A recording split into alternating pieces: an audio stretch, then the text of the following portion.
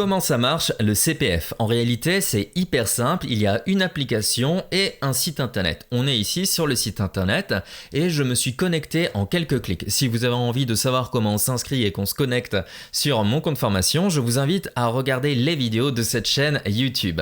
Donc ici, vous voyez, je me suis connecté et j'ai des droits de formation et j'ai aussi des heures qui sont placées juste ici. Ces heures-là, je vais pouvoir du coup les convertir en euros. Et ces euros-là vont me permettre de me former. Me former en quoi? Eh bien, il y a une multitude de formations qui existent. Vous avez un moteur de recherche ici, qui est le même que vous allez retrouver ici. Par exemple, j'ai envie d'avoir une formation aide-soignant, très bien. Formation à distance ou bien en centre de formation, donc en présentiel. Je vais chercher par exemple à Paris, ok? Je clique ici, je fais trouver. Et là, j'ai des résultats. Donc, je vais pouvoir filtrer en fait les différents résultats avec par exemple la distance, le prix de la formation, le rythme, la durée, le niveau de sortie, etc. Si à un moment une formation me plaît, je vais dire celle-ci me plaît, j'ai envie de la faire, eh bien je vais retrouver des informations ici. Des informations qui vont me décrire en fait le contenu de la formation, les objectifs bien entendu, le niveau de sortie, peut-être aussi les modalités d'admission, etc.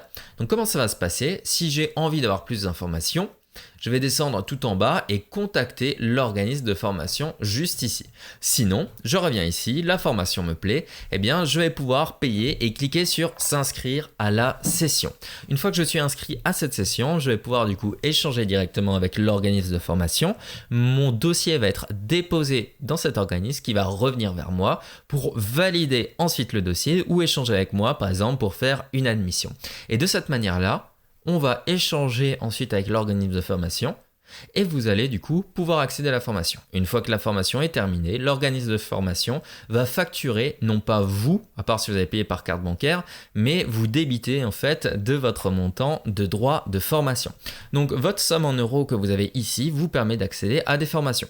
Vous avez des formations en tout type. Si je cherche par exemple marketing, vous allez avoir des formations de ce type-là. Vous allez avoir des formations dans la cuisine, etc.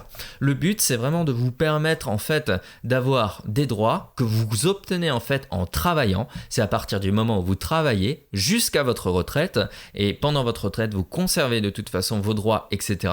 Vous allez du coup pouvoir, grâce à ces droits, financer des formations qui vous intéressent. Et ces droits-là, ils augmentent, enfin vous en recevez chaque année, à chaque fois, en fonction d'autres conditions dont je parle justement sur cette chaîne et qui vous permet du coup de vous former perpétuellement.